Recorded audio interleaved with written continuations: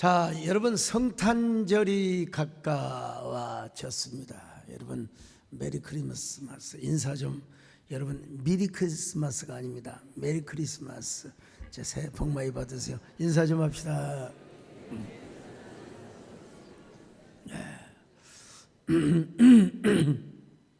올 성탄절은 화이트 크리스마스가 될지 아니면 그냥 평범한 크리스마스가 될지는 모르겠지만 하나님께서 우리에게 중요한 것은 우리의 어두운 마음의 빛으로 다가오시고 우리의 여러 가지 그 부정적인 마음 속에 소금으로 다가오실 성탄절이 될 줄로 믿습니다.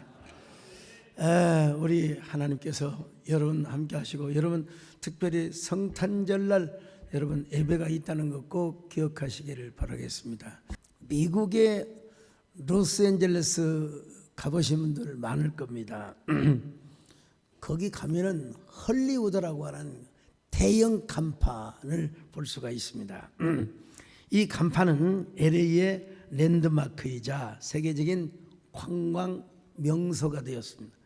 이 간판은 산타모니카 산맥의 중턱에 설치가 되어 있어서 날씨만 맑으면 저 멀리서도 볼 수가 있습니다. 이 헐리우드는 단순히 영화의 도시를 넘어서 미국 대중문화의 중심지 역할을 해왔습니다.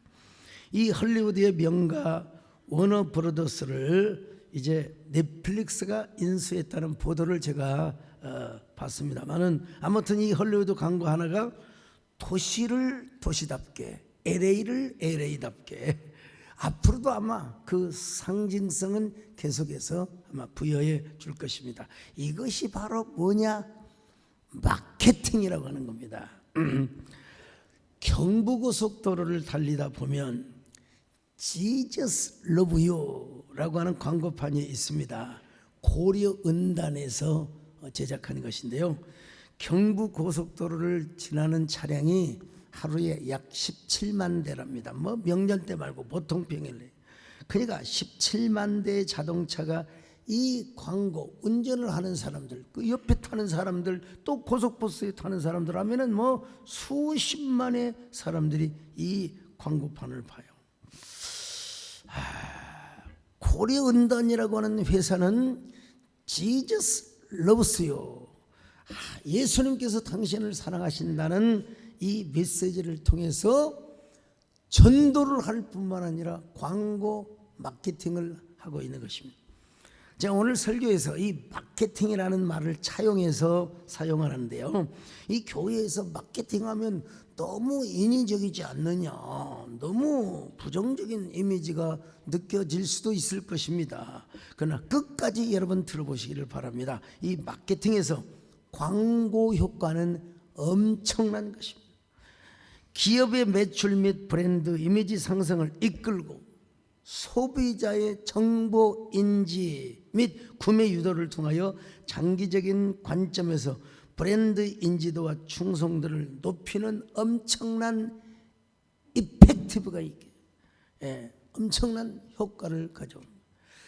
동시에 제품의 정보 전달, 구매 설득, 수요 촉진을 통해서 소비자의 무의식적 구매 결정에 영향을 미칠 뿐만 아니라 장기 기억에 각인화를 하여서 인지적, 감정적, 행동적 측면에 걸쳐서 다양한 구매 효과를 발휘한다고 합니다.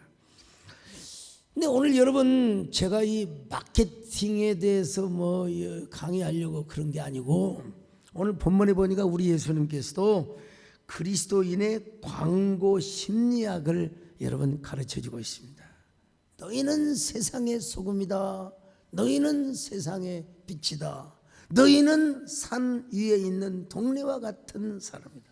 자, 마태복음 5장 13절로 14절을 보실까요? 시작. 너희는 세상의 소금이니 소금이 만일 그 맛을 잃으면 무엇으로 짜게 하리요?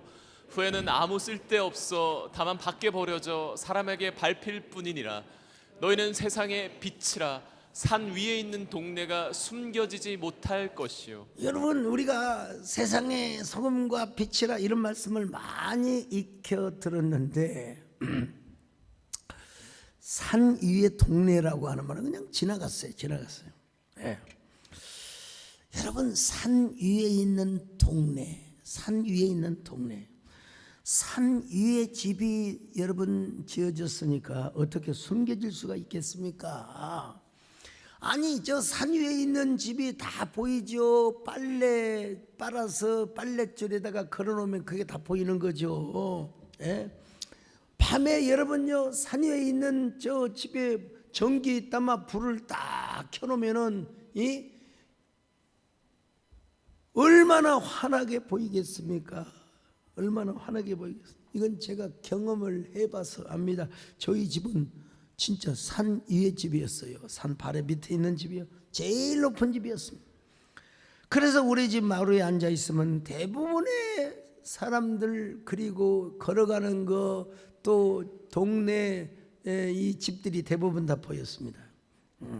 그리고 우리 집에서 소리가 나면 전체 동네에 거의 다 들릴 정도였어요. 저희 동네는 지리산 자락인 장법산 줄기인 그 자락에 소쿠리 모양의 동네입니다. 평지가 아닙니다. 소쿠리. 그래서 왼쪽에 있는 동네는 양지뜰이라고 해가지고 햇빛이 많이 들어요. 저 반대쪽에는 희양골이라고 해서 조금 그늘이 져요. 저희는 양지뜰의 제일 높은 집이었단 말이죠. 예. 그리고 이제 그 한 가운데 뭐가 있었느냐? 마을 회관이 있어요. 마을 회관. 예. 그 마을 회관에서 뭐하고 놉니까? 겨울에는 어른들이 화투 치고 고스톱 치고요. 방에서 우리는 마당에서 땅 따먹기 하고. 여러분 그 아세요? 자치기라고 넓은 회관의 마당에서 자치기를 하고, 또 그다음에 그 벽에다가 여러분 옛날에 그 10원짜리 동전이 있었잖아요. 동전을 벽에다가 꽉 잘 쳐야 돼. 일단요 잘 쳐가지고 평 날아가가지고 멀리 나가는 사람이 동전으로 딱 남의 동전을 맞춰서 하면 따먹어요. 여러분요, 이 놀이의 재미를 느끼면 시간이 가는 줄을 모릅니다. 밥 먹을 정신도 없어요. 이걸 뭐라고 하느냐? 중독이라고 하는 거예요. 중독이라고 하는 거예요. 참. 근데 지내놓고 보니까 제가 이제 골프를 친 지가 뭐 한 달 반, 2달 되잖아요. 요즘 못 갔어요. 요즘 못 가고 지지난주에 이제 우리 송원용 장로님의 초청으로 리베라 CC를 다녀왔는데, 야, 그날따라 진짜 꽁이 잘 맞더라고요. 여러분, 골프가 다른 게 아닙니다. 잘 맞으면 되는 겁니다. 잘 맞으면 되는 거예요. 잘 맞으면. 그래서 여러분 진짜 제 평생에 그 기록을 세울지 다시 그 기록을 낼 수 있을지 저도 미지수입니다. 몰라요. 해봐야 알아요. 예, 우리 장로님들의 너그러운 배려 한 몇 번 있었어요. 뒷땅 칠 때 목사님 다시 한 번 하시죠. 뭐. 그러면 나만 그랬나? 다른 분도 그랬죠. 장로님 뒷땅 치니까 다시 한 번 해도 다 그랬어요. 근데 여러분, 거기 캐디 아줌마가 고참이래요. 자기는 그 리베라 CC의 최고참인데, 자기는 아이가 한 20년 이상을 캐디를 해왔는데 자기 평생에 저 같은 골프 신동이 없대요. 저 같은 골프 천 적 없대. 진짜 어떻게 그렇게 잘 치느냐는 거요. 여러분 일단 드라이브가 시원해요. 한번 영상 보여줘 보세요. 자, 샷! 굿샷 하자면 여러분, 유틸리티를 비롯해서 우드, 거기다가 여러분 골프, 머리 비거리가 잘 나가도요, 설거지 마무리를 못하면 그거는 꽝입니다. 여러분, 마무리 어프로치 하는 거 한번 보여줘 보실래요? 자, 좋습니다.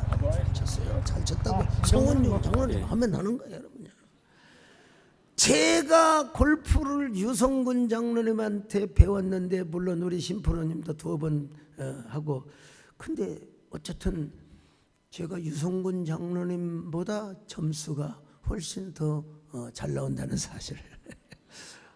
유 장로님이 요즘 긴장하고 계십니다. 근데 제가 딱 생각해 보니까요, 어렸을 때 자치기, 구슬치기, 그리고 또 동전치기, 이게요 모든 운동에는 기본이 필요합니다. 그리고 이 감이 필요한 겁니다. 감이요.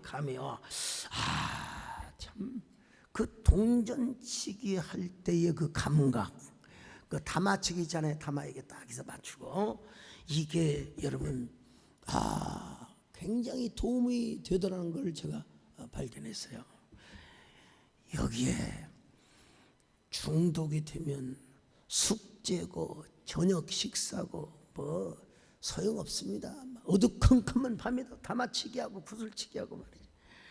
그런 의미에서 네덜란드의 문화사학자 요한 하위정하는 인간은 뭐라 하느냐, 놀이하는 인간, 호모 루덴스라고 했습니다.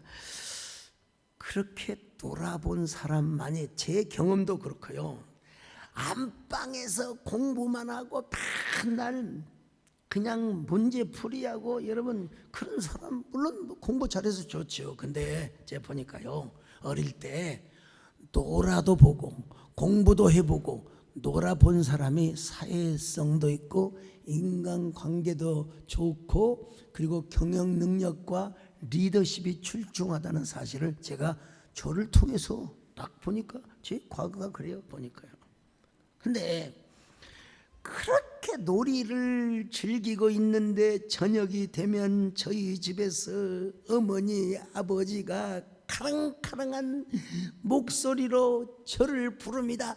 강사가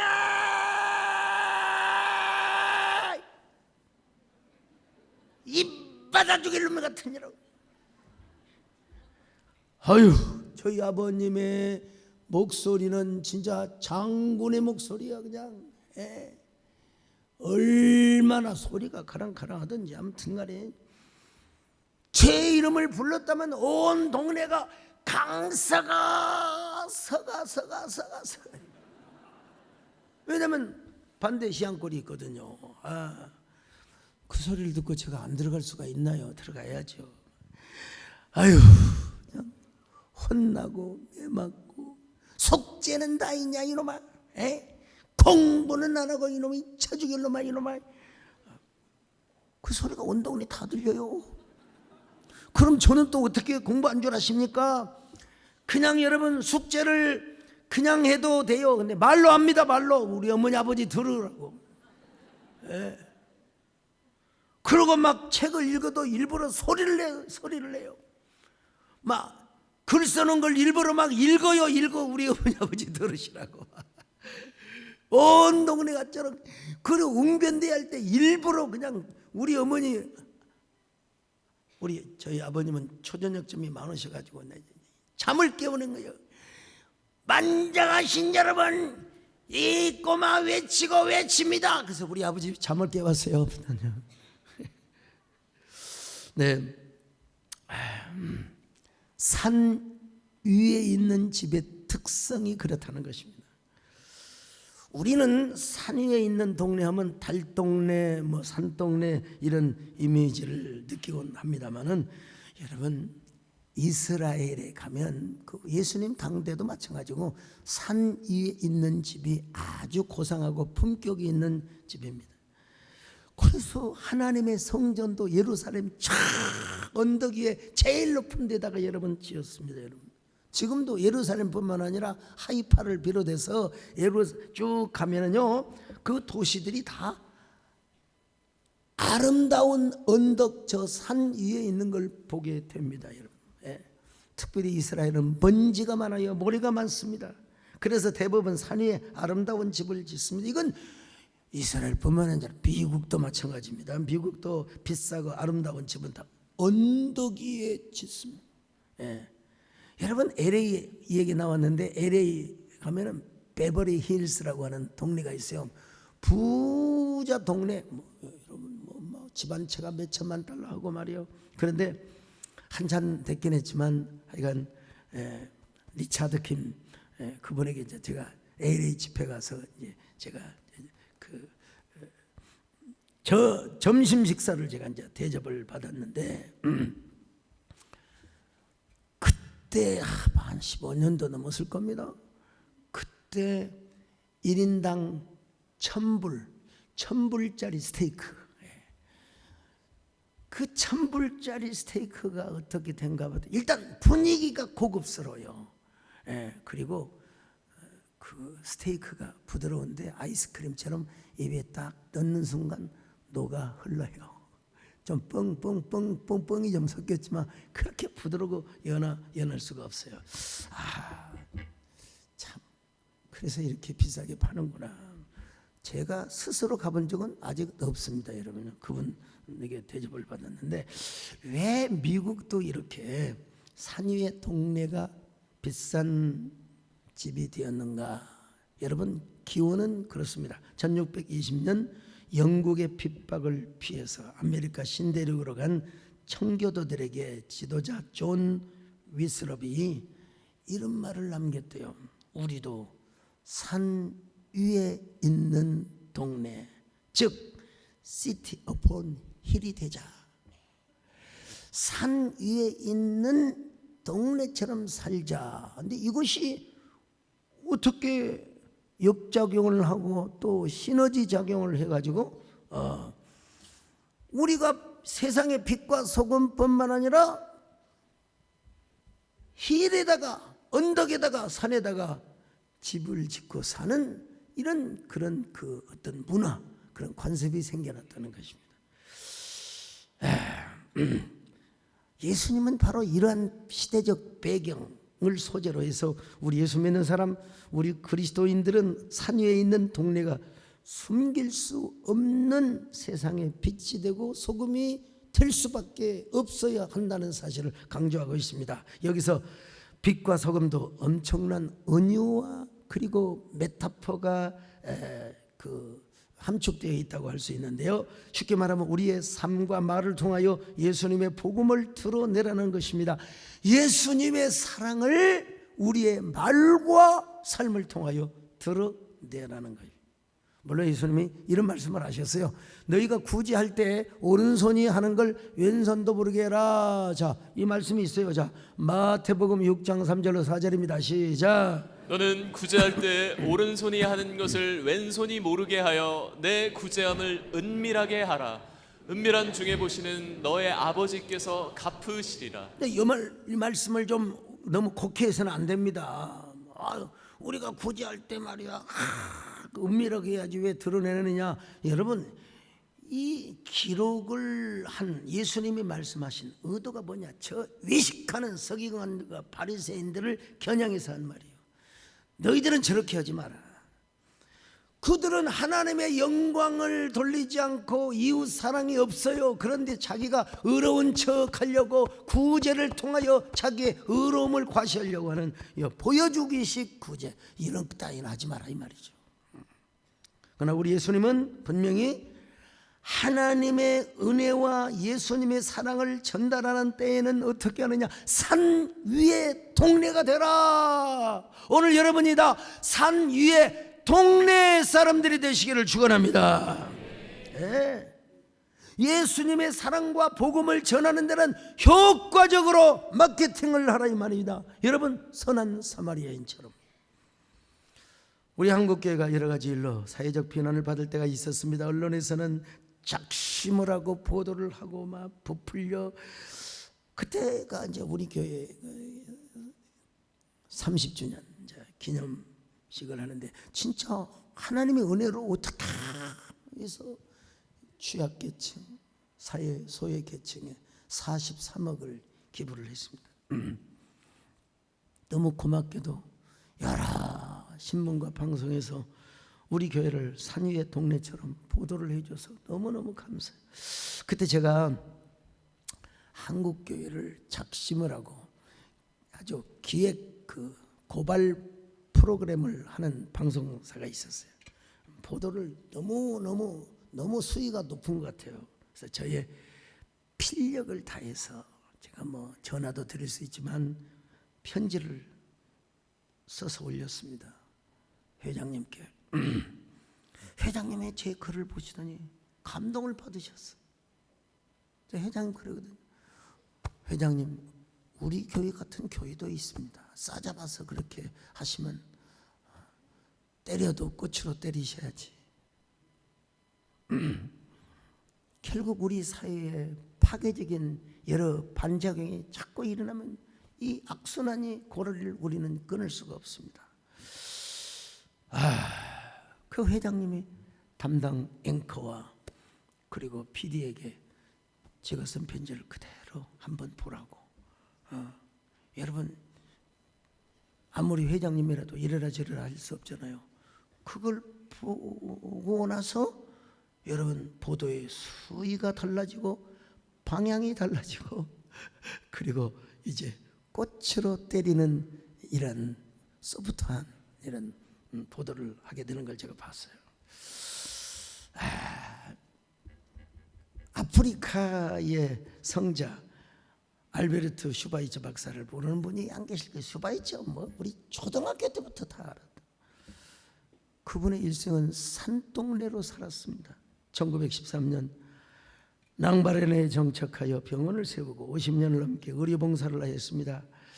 의료봉사를 하면서 평생 하나님의 사랑과 예수님의 섬김의 정신, 대단한 분이죠. 그러니까 노벨상까지 받으신 분이에요. 우리 한국에도 한국의 슈바이처라 불렸던 장기려 박사님이 계셔서 이분 역시 예수님의 섬김의 정신을 가지고 일평생 가난한 사람들을 무료로 진료를 해줬어요. 산 위에 동네처럼 사신 분. 그래서 장기려 박사의 묘비에는 주님을 섬기다 간 사람. 저는 어린 시절에요.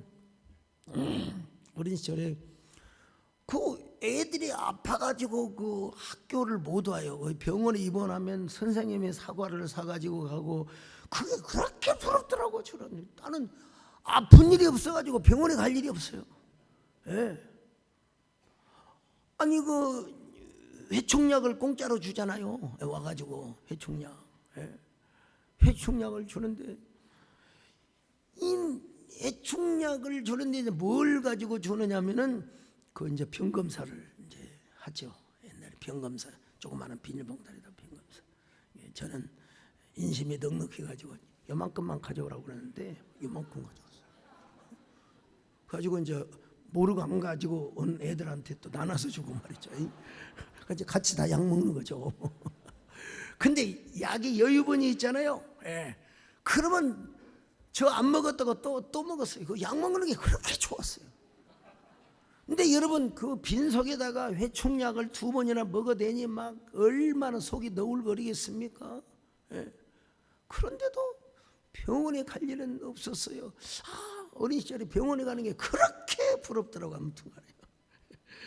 자, 여러분 우리가 슈바이처처럼 장기려 박사처럼 살지는 못해도 우리의 삶 속에서 예수님의 사랑과 은혜를 전할 수는 있어야 됩니다. 여러분, 이 멀쩡한 입과 멀쩡한 육신이 살아있는데 우리가 예수님의 사랑을 전해야 될 줄로 믿습니다. 우리 교회 내가 딱 생각이 나. 우리 이재원 목사님도 보세요. 아프리카에 안 가셔도 메디컬 처치를 통해서 예수님의 빛과 소금을 잘 감당하시잖아요.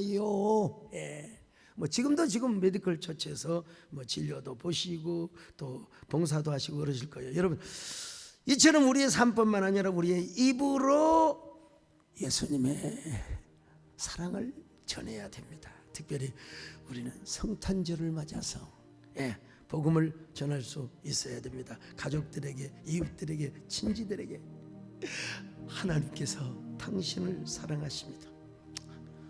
얼마나 하나님이 우리를 사랑하셨으면 맨살의 아기로 오셨겠습니까? 우리 한번 교회 한번 가요. 우리 한번 교회 가서 성탄절 예배. 아니 미국이나 유럽에는 교회 안 다닌 사람도 성탄절에는 간다고 하는데 교회 한번 가요. 절호의 찬스가 아니겠습니까, 여러분요? 좀 옛날 책이긴 하지만은 저 한참 개척교회 할 때 미국의 풀러 신학교의 교회 성장학 교수인 조지 바나라고 하는 교수가 있어요. 마케팅이 뛰어난 교회가 더 성장한다. 이 책이 나오자마자 많은 분들이 비판을 했습니다. 무슨 교회가 마케팅을 하느냐고 말이야. 교회를 너무 세속화시키는 거 아니느냐고. 여러분 그렇게 비판한 분들을 많이 봤어요. 저는 그 비판을 들으면서도 그 책을 읽었습니다. 일면에서 그 비판을 하는 분들의 비판도 일리가 있다고 제가 받아들입니다. 근데 저는 이 책을 읽으면서 야, 참 나하고 생각이 비슷한 부분이 많구나. 제가 신학교 다닐 때 좀 그 교회 성장학, 교회 개척학 과목이 없었어요. 없었어요. 그래서 이제 저기 강남에 있는 광림교회에서 김선도 목사님께서 이제 피터 바거너를 초청해서 교회 개척, 교회 성장 그 강의를 세미나를 하는데 제가 신학교 강의를 빼먹고 그게 2박 3일 마이간 제가 참여를 쭉 했습니다. 그래서 그런지는 몰라도 제 생각이 많이 열려 있었습니다. 마케팅이 뛰어난 교회가 더 성장하는 것이 옳은 걸까? 전적으로 옳다고 말할 수는 없지만 그리고 또 비판받을 내용도 있다고 봅니다만은 왜냐? 교회 성장은 여러분 전적인 하나님의 은혜임을 믿습니다. 하나님의 은혜 믿죠. 그러나 여러분 하나님의 은혜로 부응하지만 인간이 할 수 있는 일은 최선을 다해야 돼요. 그 영상실에서 골로새서 1장 29절 찾을지 모르겠는데요. 자, 찾으면 좀 보여주세요. 여러분 교회가 부응하는 것은 하나님의 은혜이지만 그렇지만 사람이 자 한번 보세요. 골로새서 1장 29절 시작. 이를 위하여 나도 내 속에서 능력으로 역사하시는 이의 역사를 따라 힘을 다하여 수고하노라. 여러분 갑자기 지금 떠오른 성경 구절이에요. 성령이 우리 안에서 역사하심의 역사를 따라서 우리가 수고를 다해. 그러니까 교회 부흥은 첫째는 전적인 하나님의 은혜이지만 여러분 목회자와 교인들도 최선을 다해야 돼. 은혜와 최선이 만날 때 할렐루야. 저는 전적인 은혜를 강조하지만 그러나 인간의 최선도 놓칠 수 없는 테마. 자, 그래서 이 마케팅 제가 지금 세속적 마케팅을 이야기하는 게 아니라 복음적 마케팅, 즉 전도를 내포하는 마케팅을 이야기하고 있어요. 복음을 전하되 어떻게 전하느냐? 전략적으로 전하자. 그리고 상대방에게 맞춤식의 전도를 좀 하자. 제가 교회를 개척하기 전에 수백 교회를 탐방했습니다. 그리고 한 수십 명의 담임 목사님들을 다 만나서 인터뷰를 봤어요. 어떤 교회가 부흥을 하고 어떤 교회가 부흥을 하지 않는가를 제가 거반 여러 번 이제 간파를 했어요.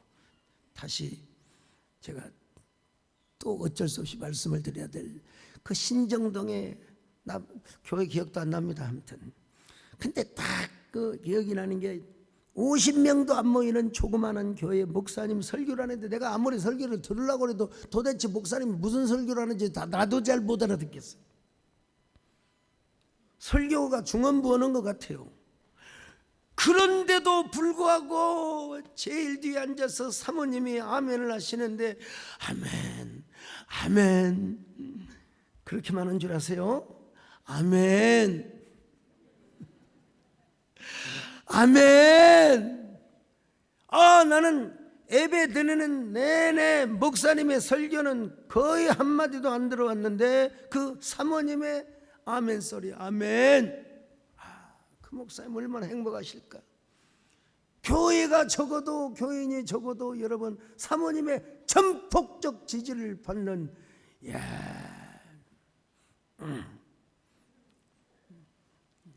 오늘 이 설교를 우리 집사람도 듣고 있을 줄로 합니다만, 근데 여러분, 첫째는 하나님의 은혜, 두 번째는 목사님의 설교가 중요해요. 설교가 중요해요. 일단 설교가 중요해요. 그 다음에 중요한 게 뭐냐면 장소. 세상에 베이커리나 아이스크림 가게, 카페 좀 보세요. 길 사거리나 버스 승강장 입구에 많이 있습니다. 사실요. 거기다가 주차장이 빵빵하면 장사는 잘 되게 되어 있습니다, 여러분. 그런 의미에서 우리 교회는 아주 특별한 은혜를 받은 거죠. 가락동에서 개척할 때도 무슨 버스 정류장 사거리 이런 거 없어요. 그냥 동네 교회. 그래도 꿈은 창창해가지고 말이죠. 예. 뭐 그래서 교회가 부흥하는 거예요. 교회가 부흥하는 거예요.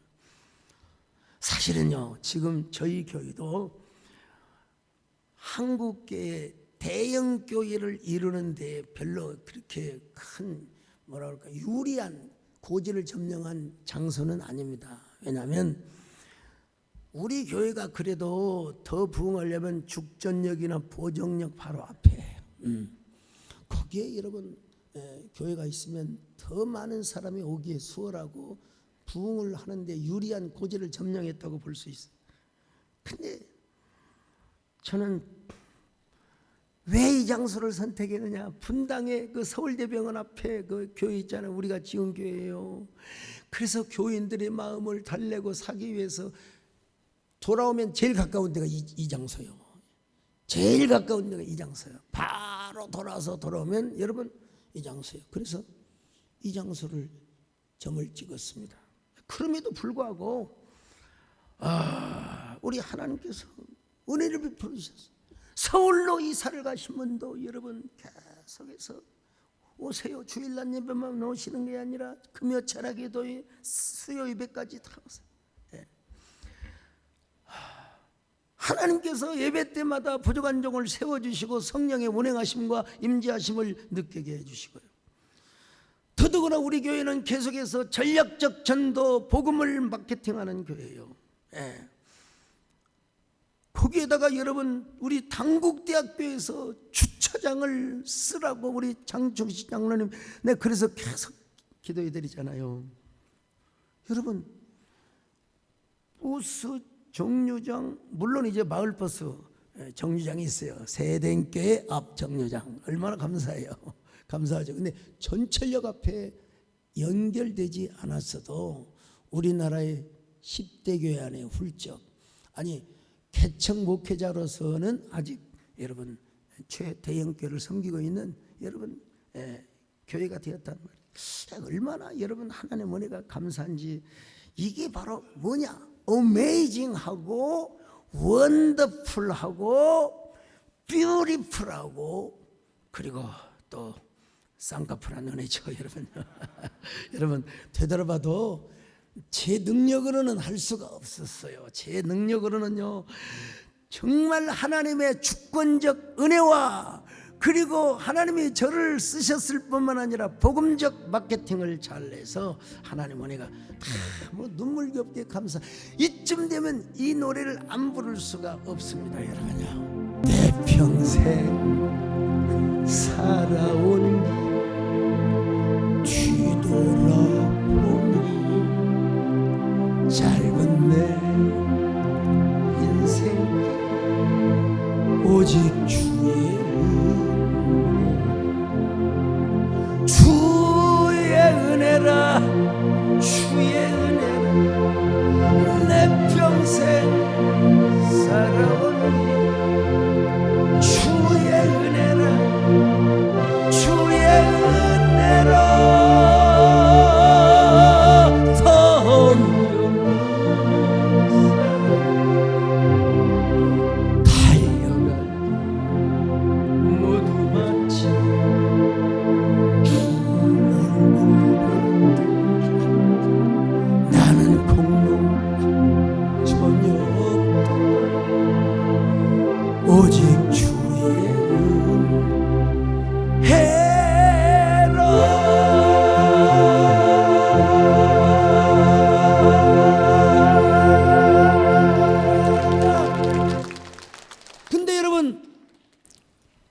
복음을 우리가 전할 때, 마케팅할 때 절대로 이성적으로 따지고 반박하고 해명하고 그러려고 하지 마세요. 감성적 접근이 중요합니다. 복음을 전하면서 너무 타종교를 막 배경, 그건 다음에 해도 돼요. 물어보면 얘기해도 돼요. 예. 논리적으로 따지고 막 반박하고 그러면 상대방의 마음이 다쳐요. 우리 가족끼리도 마찬가지입니다. 감성적으로 소프트하게 접근하는 게 좋아요. 요즘 광고 카피를 보세요. 그녀의 자전거가 내 가슴 속에 들어왔다. 이 박우면 카피라이터의 시에서 따온 거예요. 네. 잘자. 내 꿈과 여러분 정유사에서요. 그 옛날 같으면요. 그 기름을 팔 때 말이에요. 뭐라고 광고했겠습니까? 예. 요즘은 뭐라고 하냐면 생각이 에너지다. 생각이 에너지다. 예. 화장품 광고할 때 먹지 마세요. 피부에 양보하세요. 참, 안 먹고 피부에 양보해야 될 것 같아요. 예. 아니 오늘 나를 웃게 한 건 무엇이었나요? 이건 커피 광고 때요. 커피 광고 때. 참, 게토레이라는 스포츠 음료를 광고할 때 넘어질지 넘어설지 그건 띠 안에 달려 있어. 게토레이 한 잔 마십니다. 정관장 뭐라고 할까요? 사람이 신도 아닌데 갓생을 어떻게 살아? 참 우리 교회 그 전철역의 분당선에 그 여러분 다 전부 다 제가 한마디 한마디 다 제가 쓴 광고문입니다. 미국의 인앤아웃 버거라는 그 패스트푸드가 있습니다. 체인점인데요. 인앤아웃 버거. 맥도날드도 있고 있는데 여기는 서부에서 유명한 인앤아웃 버거. 이름을 어디서 따왔느냐? 신명기 28장 6절에서 너는 들어가도 복을 받고 나가도 복을 받고. 자, 신명기 28장 6절 시작. 내가 들어와도 복을 받고 나가도 복을 받을 것이니라. 여러분요 인앤아웃 들어가도 복을 받고 여러분 나가도 복을 받는 하나님의 은혜와 복이 여러분을 따르는 귀한 은혜와 축복이 있기를 바랍니다. 여러분 출입을 할 때도 집을 나가도 복을 받고 들어가도 복을 받고 말입니다.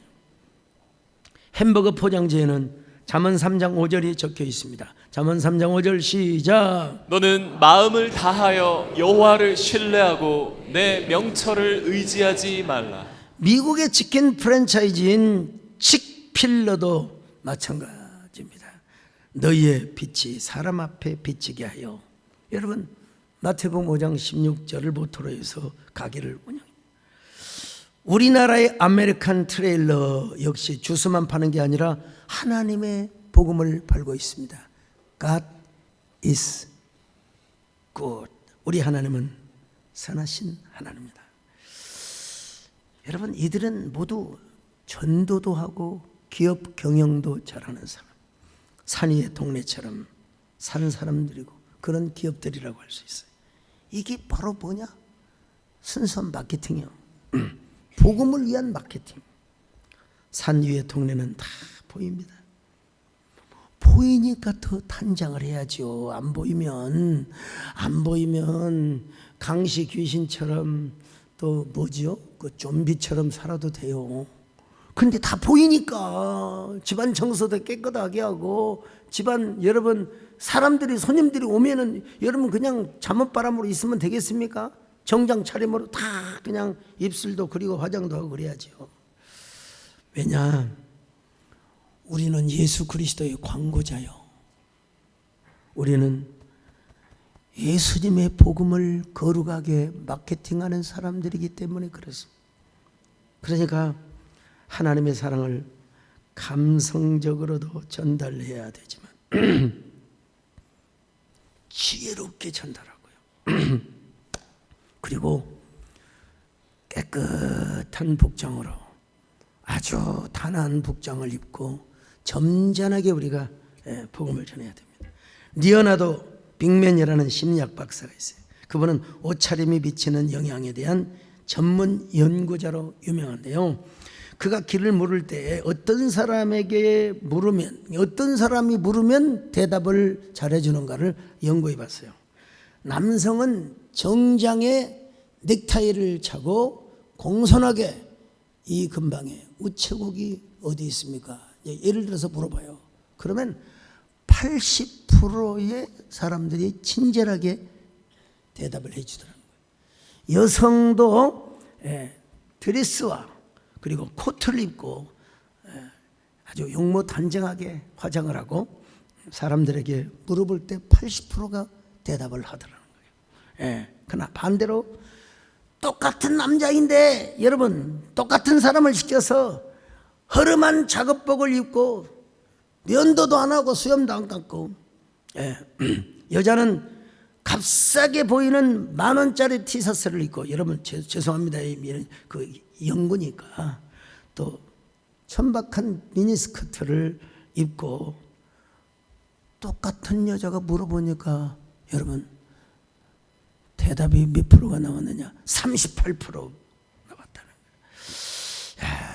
그런 의미에서 샤넬의 창시자 코코 샤넬은 이런 말을 하였습니다. 상대방을 외모로 판단하지 마라. 그러나 명심해라. 당신은 외모로 판단될 것이다. 내가 이거 꼭 자막 넣으라고 그랬어요. 우리 정원사님 보시라고.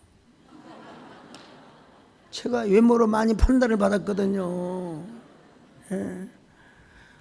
우리 하나님은 여러분 나 여호와는 너 사람들은 외모를 보거니와 나 여호와는 중심을 보느니라. 중심을 보느니라.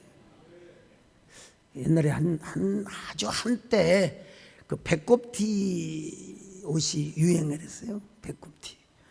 어느 자매가 배꼽이 다 보이는 배꼽티 셔츠를 입고 교회 갔더니 아주 그 경건한 목사님이 어떻게 감히 교회에 배꼽티 옷을 입고 오느냐고 예배가 끝나고 대답을 했대요.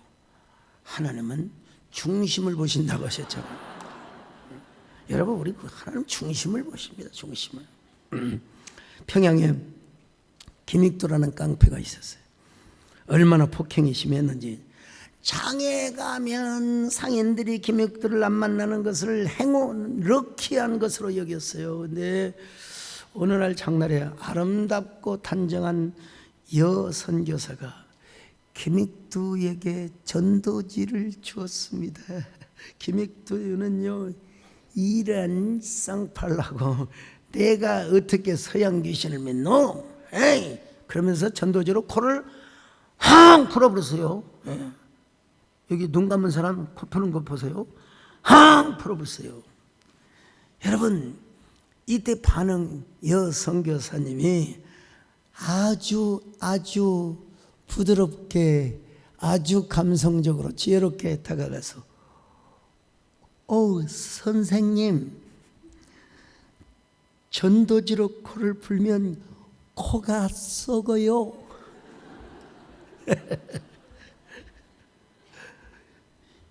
선생님 예수 믿으세요? 여러분 그 건달 깡패가 코가 썩어요. 이 코 썩는단 말이 충격으로 다가오고 그리고 예수 믿으라는 그 한마디에 감동이 돼서 예수를 믿었어요.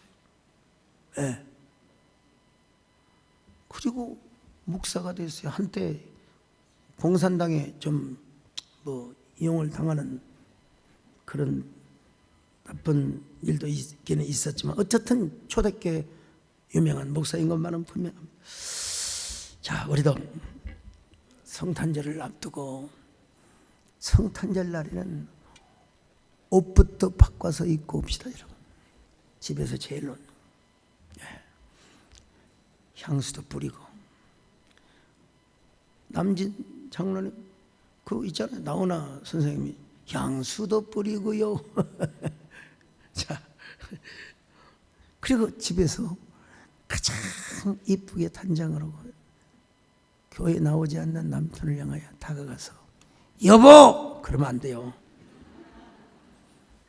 여보, 이번에 성탄절에 교회 한번 가봅시다. 그냥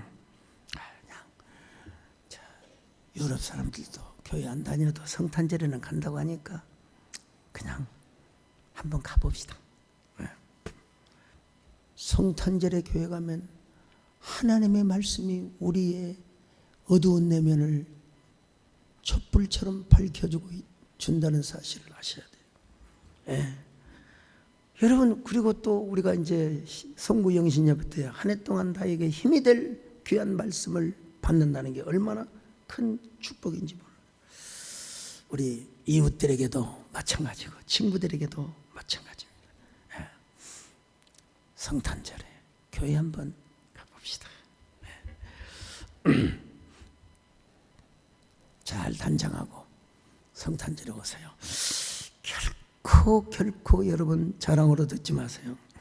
제가 쓴 영혼을 담은 시쓰기가 주보문고에서 인문학 분야의 18위를 기록하고 있고 네이버에 검색해 보니까 여러분 신간 중에 베스트셀러라고 떠 있더라고요. 여러분, 인문서가 얼마나 많은데요. 그 안에서 18위에 들어갔다. 오늘 저녁 끝나면 이제 15위, 13위 안에 들어갈지도 몰라요. 왜 그러느냐? 첫째는 하나님 은혜고, 두 번째는 성도들이 구매하고, 세 번째는 언론에서 계속 보도를 내주고, 그리고 또 샘터 출판사에서 마케팅을 잘하기 때문 아니겠습니까? 언어가 오염이 되고 가짜 뉴스가 판치는 때에 저는 이 책이 그래도 오염된 언어를 세탁해주고 그리고 정화시켜주는 한 줌의 중보가 되기를 바라는 마음이 가득합니다. 하물며 우리가 성탄 소식을 마케팅하는 일이겠습니까? 오늘 이번 성탄절에 예수님의 사랑을 잘 마케팅하고 하나님께 영광 돌리는 저와 여러분 되시기를 주의 이름으로 축원합니다. 우리 하나님 아버지 감사합니다. 우리 모두 우리 귀한 성탄절 성탄 소식을 전하고 전도하며 마케팅하는 저희들 되게 하여 주시옵소서. 예수님의 이름으로 기도 올려옵나이다. 아멘.